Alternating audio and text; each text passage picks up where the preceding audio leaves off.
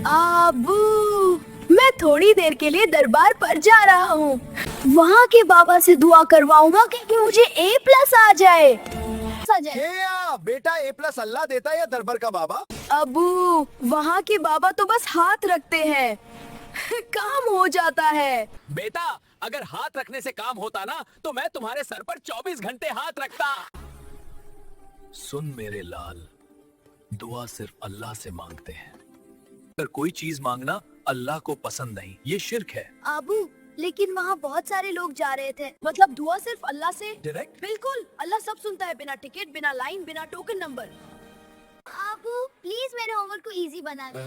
बेटा, इसका ज्यादा ताल्लुक दुआ से नहीं है, नित से। अबू मैं दरबार नहीं जा रहा, मैं डायरेक्ट अल्लाह से मांगूंगा। शाबाश मेरे चैंपियन। वैसे भी दरबार वाले का वाईफाई कभी कभी बंद होता है।